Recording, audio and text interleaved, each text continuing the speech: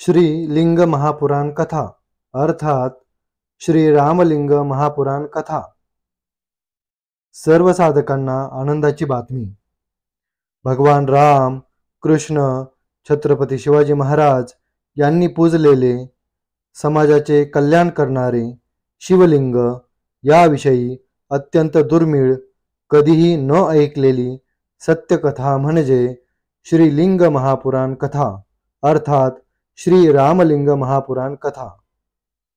साधक हो, VBK ट्रस्टचे श्री अमृतमंथनेश्वर कल्किदत्त मंदिर, पाषाणवाडी, शिरूर, घोडनदी, जिल्हा पुणे, महाराष्ट्र येथील पंडित चतुर्वेद सायंटिस्ट श्री वत्सवक्षा भगवंत परमहंस परिव्राजकाचार्य श्री काशी विश्वेश्वरानंद सरस्वती महाराज यांच्या अमृतवाणीत श्री लिंग महापुराण कथा अर्थात श्री रामलिंग महापुराण कथा दररोज संध्याकाळी 8 ते 8:30 या वेळेत अवश्य लाभ घेणे।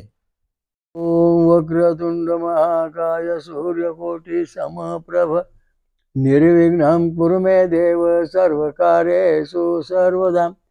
ओम गुरु ब्रह्मा गुरु विष्णु गुरुदेवो महेश्वरा गुरु साक्षात् परम ब्रह्म तस्मै श्री गुरुवे नमः।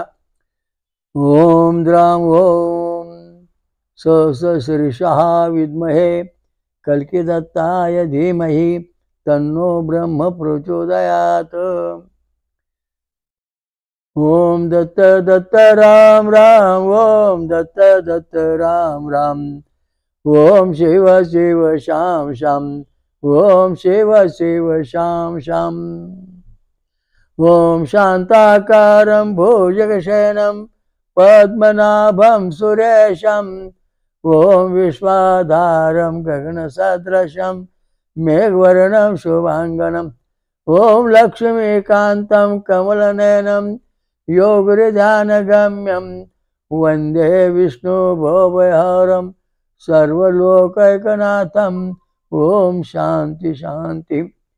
आज आपण श्रीलिंग महापुराण अर्थात श्री रामलिंग महापुराण याचा पुढचा भाग पाहणार आहोत। काल आपण पाहिलं रक्तगटावरचे देवता कोणत्या आहेत। आता 8 वसू एकत्र आल्या की एक रक्तगट तयार होतो।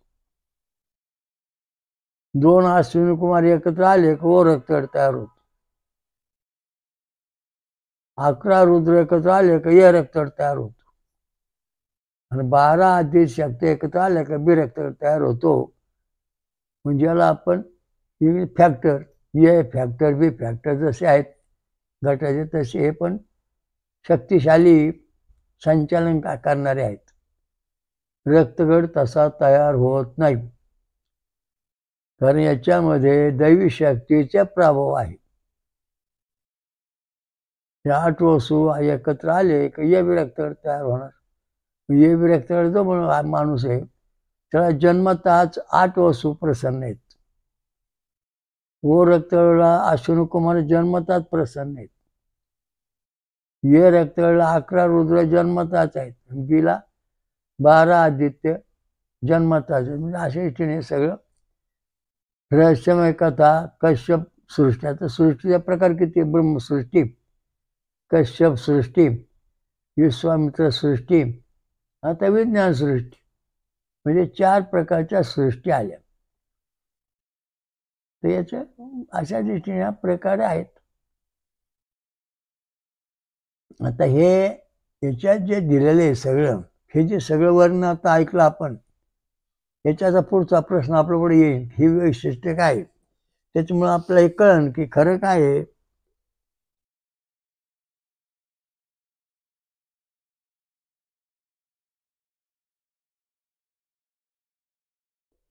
जितीने कश्यपापासून हिरण्याकश्यपू तथा हिरण्याक्ष असे 2 पुत्र निर्माण केले। आता याच्यामध्ये महत्त्वाचा मुद्दा असा आहे की हे जे कश्यप ऋषी आहेत यांना 13 राण्या, यांच्यापासून जी प्रजा निर्माण झाली आता ती प्रजा अशी आहे। अगोदरीच्या सांगितली प्रजा देव प्रजा अमुक प्रजा तमुक प्रजा। द्वितीपासून चालले. धनुने कश्यपापासून बलाच्या अभिमानापासून स्वपुत्र प्राप्त केले. हे श्रेष्ठ ब्राह्मण उत्तम प्रचित प्रधान होता, मुख्य होता. हे ज्येष्ठ दुजो ताम्राने सुक्की शेनी भासी सुग्रीशी गृदिका त्याचप्रमाणे सुची 6 कन्यांना जन्म दिला. सुकीने धर्मापासून सुखाला तथा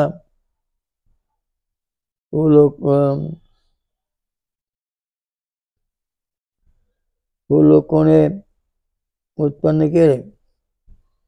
शेणीने शेनो म्हणजे बाज तथा भासीने रंगांना जन्म दिला.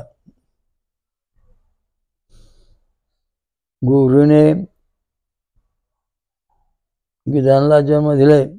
कपोतने तथा पारावत पक्षियों को जन्म दिले. सुचीने हंस सार तथा कारंड पक्ष्यांना जन्म दिला. सुग्रण जन्म अश्व मेष ऊन तथा गर्दमाने जन्म दिला. आता याच्यामध्ये महत्त्वाचा मुद्दा आहे आपल्या समोर उपस्थित होतो. त्या कश्यपाला 13 राण्या होत्या. 13 राण्यांनी प्रजा निर्माण झाली. कशी काय झाली बाई प्रजा निर्माण, हा एक प्रश्न उपस्थित होता ना. कश्यप ऋषीपासून देवलोक निर्माण झाले, राक्षस निर्माण झाले. म्हणजे स्त्रियापासून पक्षी, मग निर्णय प्रकारचे प्राणी कसे काय जन्म आले बा, ह्या तर स्त्रिया होत्या ना. याचं कारण काय, याचं रहस्यमय जीवन काय, याचं उत्तर आपल्याला याच्यामध्ये शोधायला पाहिजे.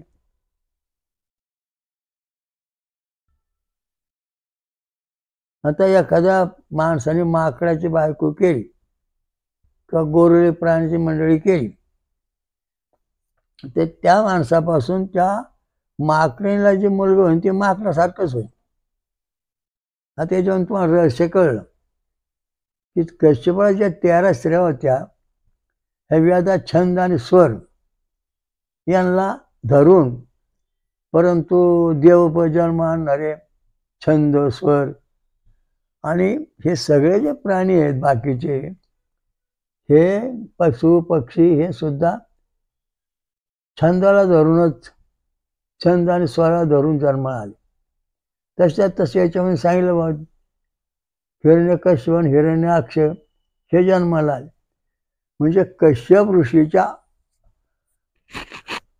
ऋषी सृष्टी याच्यावर एक निर्णय आपला असा होतो की आपली पृथ्वी बुडवणारा कोण, हिरण्याक्ष. मग हिरण्याक्ष हा कोणाचा पुत्र, कश्यपाचा. मग कश्यपात 13 राण्या होत्या. मग 13 राण्यांना मुलं झाली, त्याच्यावर हे 2 राक्षस झाले.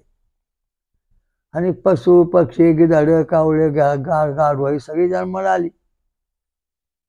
ह्या स्त्रियांना मुलं अशी का झाली हा प्रश्न येतो.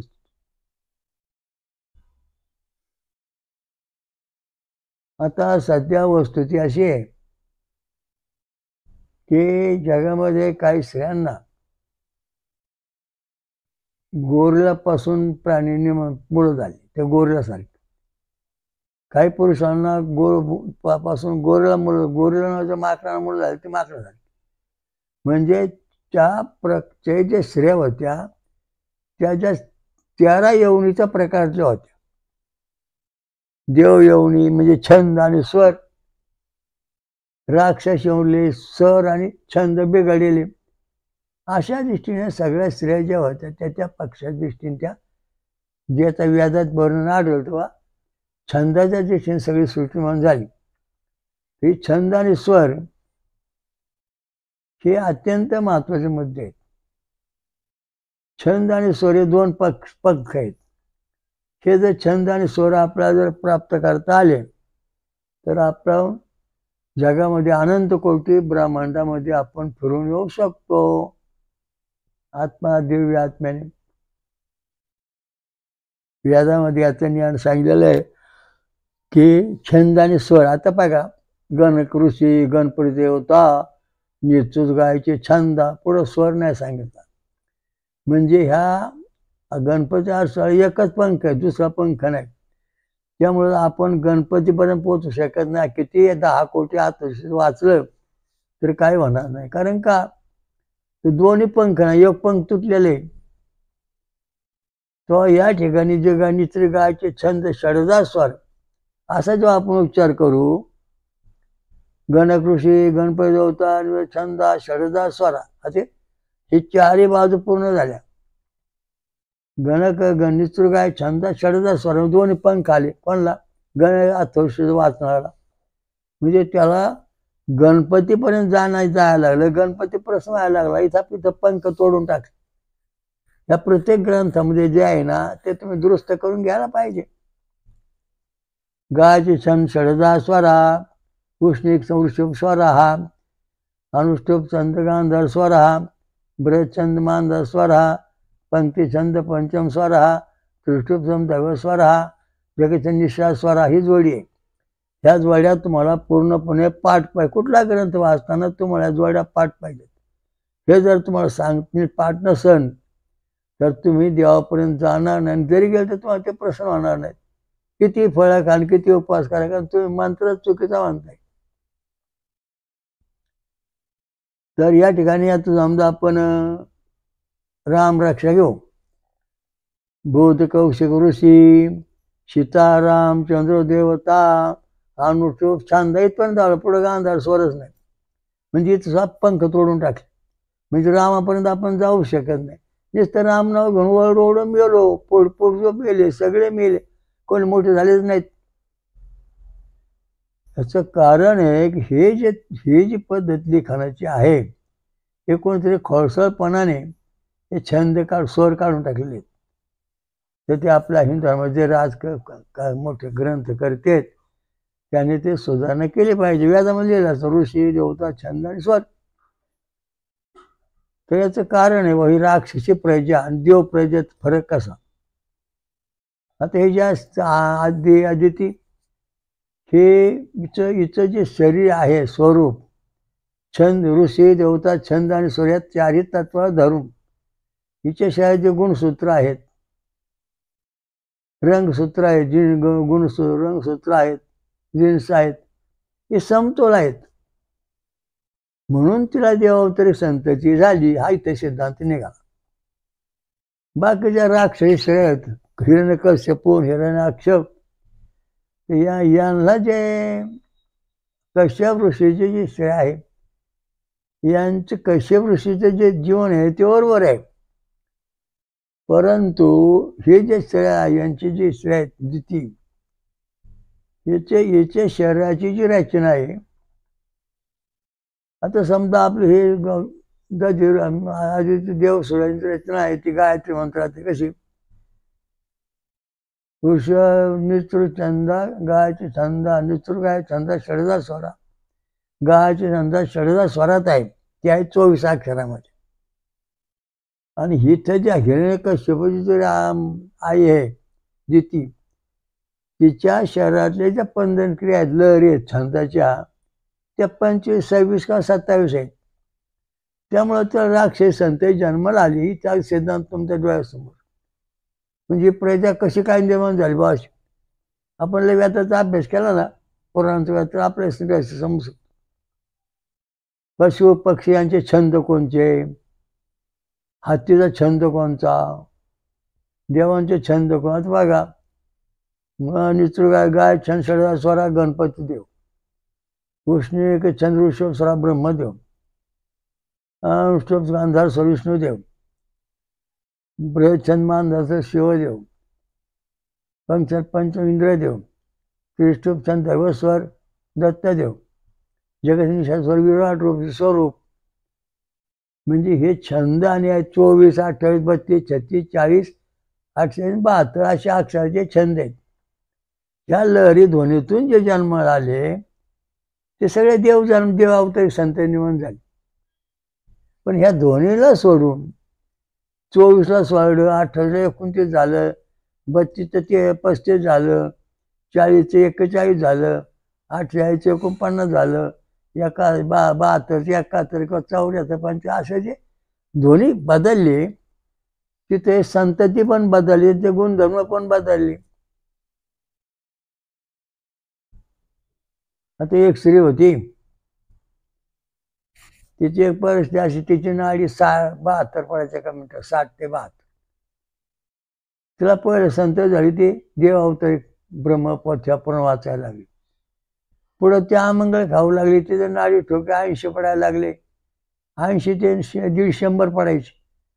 तिला जे मुलगी झाली ती असं संपत्ती आली जन्माला, कारण छंदच तुकला. आपल्या शरीरात छंद आणि स्वर बरोबर चालले की नाही ते आपण तपासून पाहू शकतो. आपली नाडी 60 ते 72 एका मिनिटाला पडली तर आपल्या शरीरातले इंद्रियांचे स्वर, सगळे स्वर छंद आणि स्वर बरोबर आहेत. पण ती नाडी 74, 75, 80, 100 गेली तर तुम्हाला राक्षसी स्वरूप विचार तयारी होतील, देव स्वरूपात नाहीत. आता एक साधी गोष्ट सांगतो. चेडे गोटे भानुमती करणी हे तुम्हाला काय दिसतात भूत? याचं कारण काय? अरे मला स्वप्न पडत भूत दाखली, पळत धावत आली आणि थोड्या वेळ ती माझ्याकडून नष्ट झाली. याचं कारण आपला छंद स्वर जो आहे तो 24 अक्षराच्या मापात बरोबर आहे, म्हणून पुढून ती भूत येत नाहीत. आता याच्यामध्ये 1 ते 16 अक्षर, नंतर 24, 28, 32, 36, 40, 872 ही स्पंदन क्रिया. योग साऱ्या गणित सिद्धांतामध्ये कोष्टक गेले का छंदाचं, त्या छंदावरून आपली नाडी ठोके पडली पाहिजे. नाडी ठोके 60 ते 72 पडतील तर तुम्हाला देव अवतरिक संतती होणार, किंवा तुमच्या सगळ्या दैवी शक्ती काय टिकून राहिलेली आहे. तुम्हाला जादूटोणा करण्याची कसली भीती नाही. परंतु तीच नाडी जर तुमच्या 80, 90 वर चालली, कारण टायफॉइड झालेल्या माणसाची नाडी बिघडते, मग ते बरोबर तो ताप येतो, भूत आलं, खैस आला, राक्षस आला का, तर त्याचे नाडी ठोके बदलले बिघड. तसे हे जे स्त्रिया आहेत त्या कश्यपाच्या, यांचे जे इतर स्त्रिया आहेत, देव आदिती जे आहेत, तिच्या शरीरामध्ये हे छंद सांगितले, शास्त्र ऋषी देवता छंद आणि स्वर हे समतोल उमटले, म्हणून तिला देवावतारिक संत झाली. त्या स्त्रियांना 8 वसु, 11 रुद्र, 12 आदित्य, 2 अश्विनी कुमार हे झाले. ज्या स्त्रियांना त्याने त्यांच्या शरीरामध्ये दैवी छंद उमटला. तर ज्या स्त्रीला 8 वसु झाले, तिच्या शरीरामध्ये गायत्री छंद आणि षडजा स्वर 24 अक्षर उमटला. त्यामुळं तिला अष्टवसूची म्हणजे वेबी रक्तगटाच्या शरीराला अशी म्हणजे 8 वसु म्हणजे अष्टविनायक पद्धतीची मुलं झाली. नंतर वो रक्तगट आहे, वो रक्तगटाचा छंद कोणचा? अनुष्ठुप छंद गांधार स्वरा 32 अक्षराचा. तर ज्या स्त्रीचा अनुष्ठुप छंद गांधार स्वर 32 अक्षराचा स्वर शरीरात जर निर्माण झाले तर तिला त्या माणसाच्या शरीरामध्ये विष्णू शक्ती आली, विष्णू तत्व स्वप्न पडायला दिष्ट व्हायला. नंतर व रक्त या रक्तकडे तर त्याच्यात बरेच छंद मांधार स्वर आहे 36 अक्षरांचा, 36 ध्वनी. हे 36 ध्वनी आपल्या शरीरात जर समजा उमटले अक्षर बरेच मांधार स्वर जर शरीराच्या व्यवस्थेत निर्माण झाला, त्यात काय बिघाड झाला नाही, तर आपल्याला शंकराचं दर्शन म्हणजे आपण शिवरूप होऊ, शक्ती प्राप्त होईल. नंतर मग अशा दृष्टीने 4 रक्तगट, 3 आणि पंक्ती पंचम स्वराच्या 40 स्वर, 40 ध्वनी, तेव्हा तो बिरक्तगट म्हणजे सूर्यनारायण शक्तीला मिळाला. त्या पद्धतीने तो जन्माला आला. मग आता या ठिकाणी आपले स्वर जर बिघडले, समजा तुमच्या शरीरातले सगळे स्वर बिघडले, शरीरात जे छंद चालू आहेत आपले 26 चक्र, साती चक्र चालू आहे. ती साती चक्र जर समजा 24, 28, 32, 36, 40, 48, 72 स्वरूपात असतील तर आपला विश्वरूप दर्शन, देवदेवता, रिद्धी सिद्धी, ऐश्वर्य सगळं प्राप्त होणार. त्याच्यामध्ये काही आपल्याला अडचण येणार नाही. पण याच्यामध्ये 29 नंतर म्हणजे 25, 29 नंतर 31 किंवा 41 किंवा 49 किंवा 71, 74 असे जर स्वरूप म्हटले तर तुमच्या शरीरामध्ये आसुरी शक्ती म्हणजे भूतख्यातांच्या लहरी शरीरात येतात. आणि तेव्हा तुम्हाला भूत दिसणार, देव दिसणार नाही. मग करणी आली, भानावती आली की काय येते, दिसते का आपल्याला? तर आपल्या शरीरातले जे स्वर आहेत, नाडी ठोके ते बिघडले, छंद बिघडले. आपलं गुरुदेव महात्मा वाचलं ते छंद व्यवस्थित चालतात, दवी संपत्ती वाचले चालतात. आपला कल्केश्वरी ग्रंथ वाचला तर स्वर चालतात, कारण त्या दृष्टीने ते लिखाण. तर आपल्या शरीराची रचना जी आहे याला धार्मिक पारायण, ज्ञानेश्वरीचं पारायण, तुकाराम महाराजांचे अभंग, भजन, कीर्तन, हरिपाठ, नंतर गायत्री मंत्र, वेदाचे मंत्र, प्रणोक्त मंत्र, हे जे मंत्र सगळे आहेत हे सगळे मंत्र आपल्या ऋषीमुनींनी छंद आणि स्वरानं धरून लिहिले. त्यामुळे आपल्याला ते पारायण केलं तसा अनुभव यायला लागतो.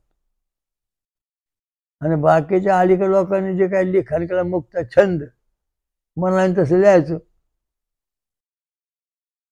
तर त्या दृष्टीने हे जे स्वरूप आहे ते आपल्याला प्राप्त. आता सुंदर आहेत बाबा विठ्ठल. नंतर देवाच्या द्वारुभा क्षणभरी तेने मुक्ती चारी साधी आहे. हे चारही मुक्ती आपल्याला प्राप्त होण्याकरता छंद आणि स्वर जो देव आहे पांडुरंग त्याच्यासारखे शारद उमटले पाहिजेत, तेव्हा आपल्याला चार मुक्ती मिळणार. तसे मिळू शकत नाहीत. म्हणजे आपण मोजून पाहू शकतो आपल्या शरीरामध्ये इशी काढतो, कार्डिओ मोजून पाहू शकतो किंवा नाडी ठोके समजू शकतो. नाडी ठोके जर समजा 60 ते 72 पडत असतील तर ज्ञानेश्वर महाराजांचं म्हणणं काय, देवाच्या द्रोभाक्षर तेने मुक्ती आणि चारही मुक्ती तुम्हाला प्राप्त झाल्या, सर्वपता संहिता सारूप्यात. पण तुमच्या नाडी ठोके जर एका मिनिटाला 80-90 एवढं जातील तर तुम्हाला या चारही मुक्ती तर नाहीच नाही, पण भूतांचा सहवास भेटणार, राक्षसी वृत्ती लोक दिसतील, झोप नीट लागणार नाही, शांती लागणार नाही, आजार सोडणार नाही. या दृष्टीने हे सगळे सांगितलं. त्याच्यामध्ये एक महत्त्वाचा मुद्दा म्हणजे जी दिती आहे तिने हिरण्यकश्यपू आणि हिरण्याक्षला जन्म दिला कश्यप सृष्टीत. आता याच्यामध्ये एक आपल्याला महत्त्वाचा मुद्दा संशोधन करण्याच्या दृष्टीने महत्त्वाचा मुद्दा आलेला आहे की मत्स्य कच्छ हे दोन अवतार झाले.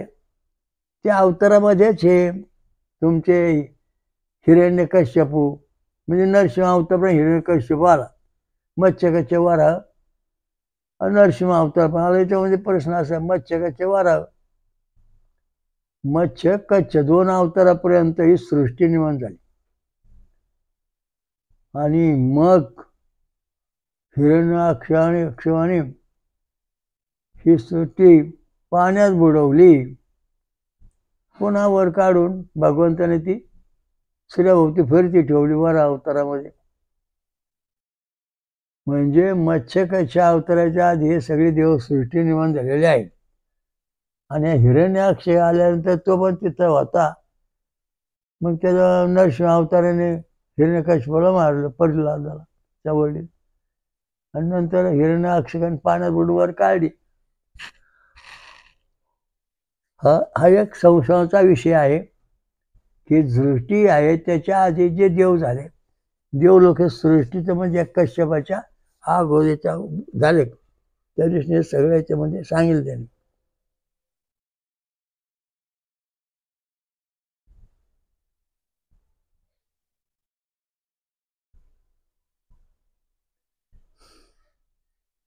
शिवविनीताने गरुडाला जन्म दिला, गरुडाने अरुण.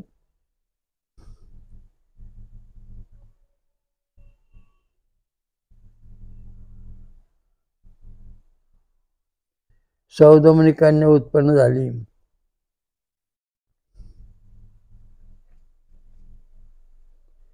नंतर सुरसापासून सर्प उत्पन्न झाले.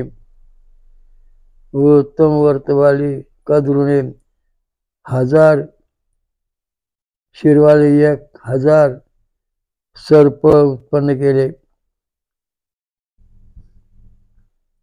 त्यात 26 सर्प उत्तम तथा प्रधान वाढलेत. शेष, वासुकी, कर्कटक, शंख, ऐरावत, कंबल, धनंजय, महानील, पद्म, अश्वतर, तक्षक,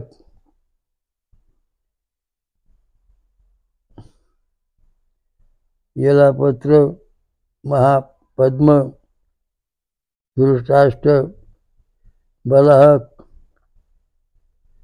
नंतर महाशंख,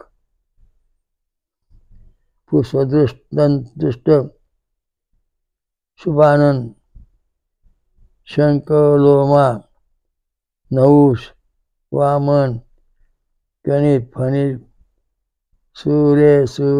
सुरेख तथा पतंजली झाली. अशी मुलं या शिरानं झालेली आहेत. त्यांची आज सृष्टिमान झाली.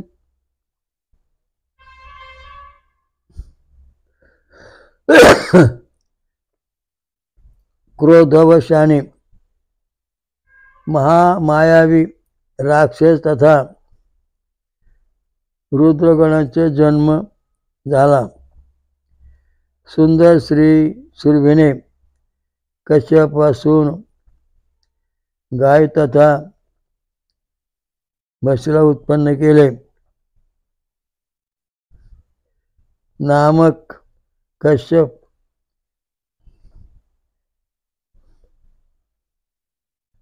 भार्यापासून मुनी तथा अप्सरांचा जन्म झाला.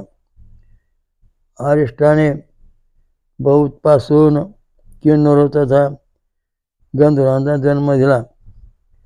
इलाने समस्त तृण पक्षी ललाव तथा गुलमेकून जन्म दिला.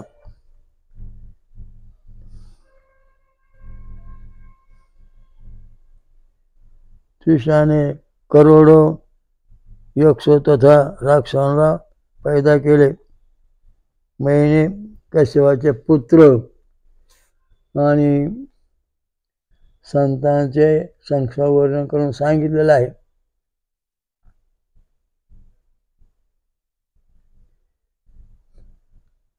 पुत्रवंश आदी वंशकाल गोत्र आदी संवंश प्रगट झाले. आता कश्यप सृष्टी जी आहे, त्या कश्यप सृष्टी जी आहे त्याच्यामधले भारतातले म्हणजे आपले लोक आणि परदेशातले लोक, तर आपल्या भारताला 96 कोळी 88,000 ऋषीचे वंशावळ आहे. तर परदेशात जे लोक आहे गरुड वंशी काही, मग अशा वंशाचे परदेशात सर्व ठिकाणी वंश कश्यपाचा वंश पसरलेला आहे आणि त्या दृष्टीने सगळं चालू आहे. म्हणजे कश्यप सृष्टी जी आहे त्याला निर्णय प्रकारची मुलं का झाली, त्याला हा महत्वाचा मुद्दा आपला प्रोफेसर. छंद आणि स्वर हे जे आहेत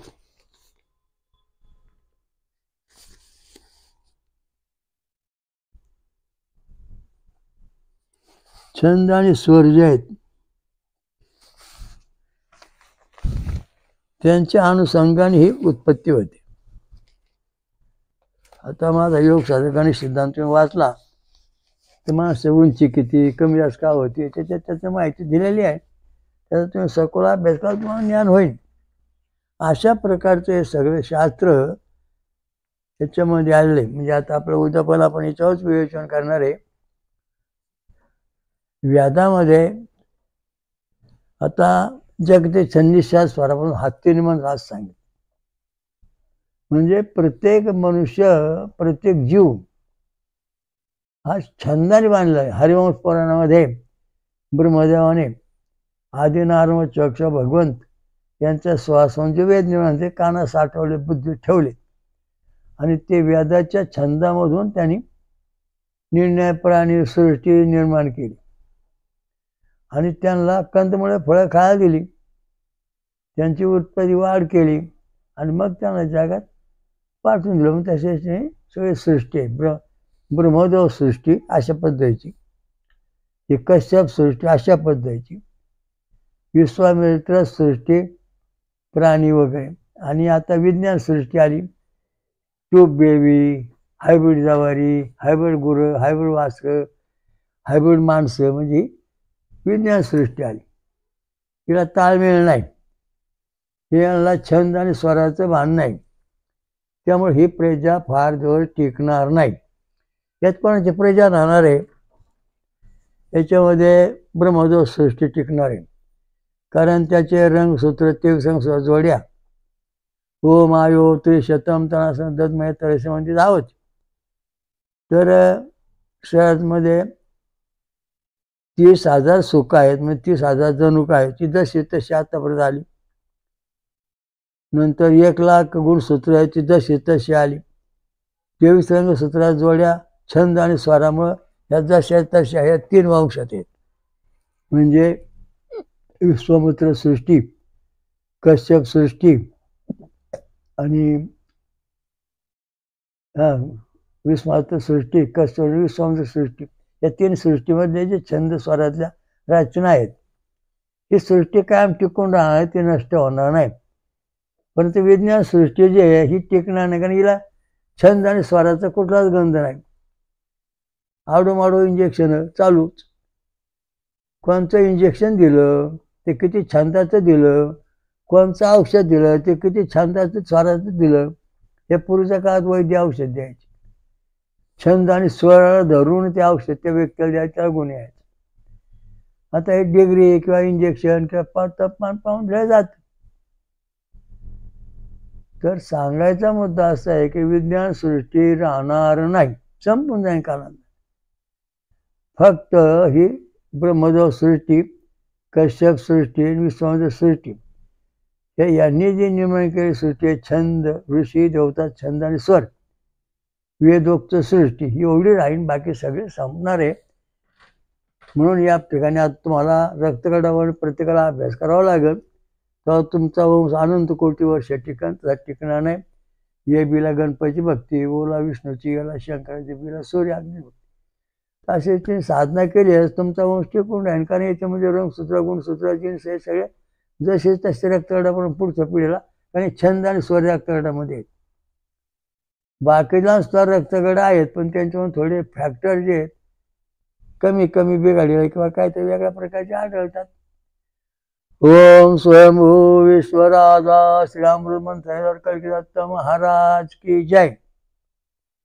स्वयंभू महापंचसागरेश्वरी महादुर्गा महापंच महाशाकंभरी माता की जय. ब्रह्मर्षियात्री महासती अनुसया माता की जय. सर्व देव देवता की जय. साधु संतन की जय. श्री रामली महाराज की जय. श्री कलकत्त महाराज की जय. श्री गुरुदेव दत्त. हरि ओम तत्सत. ओम शांती शांती.